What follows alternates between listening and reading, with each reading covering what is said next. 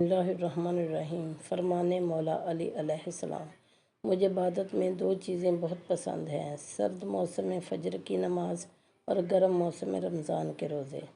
جب لوگ تمہیں تکلیف میں اکیلا چھوڑ دیں تو جان لو کہ اللہ تعالیٰ تمہارے کام کا ذمہ خود لینا چاہتا ہے۔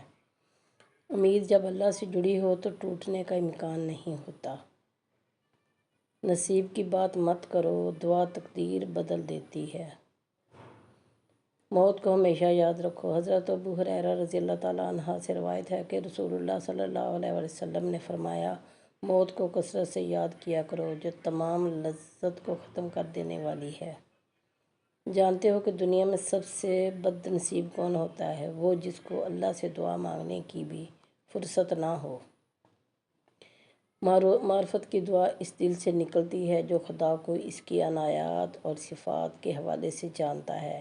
ایسا دل بچے کی طرح ہی اپنی تکلیف پر تڑپ کر اپنے رب کو پکارتا ہے، مگر اس کا پکارنا محض پکارنا نہیں ہوتا، وہ خدا کی صفات کا اعلیٰ ترین بیان بھی ہوتا ہے۔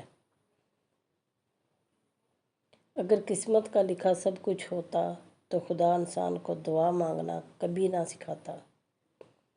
امیر المومنین امام علیہ السلام علی نے فرمایا، فطروں میں پڑنے کا آغاز وہ نفسانی خواہشیں ہوتی ہیں جن کی پیروی کی جاتی ہے۔ ظلم کے خلاف جتنی دیر سے اٹھو گے اتنی ہی زیادہ قربانی دینی پڑے گی۔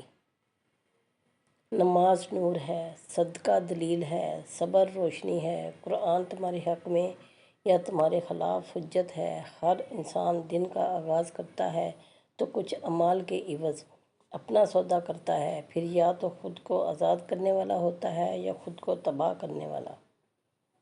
موت کی آغوش میں جس دن ہمیں سونا ہوگا، نہ کوئی تکیہ ہوگا، نہ کوئی بچھونا ہوگا، ساتھ ہوں گے ہمارے اعمال اور قبرستان کا چھوٹا سا کونا ہوگا۔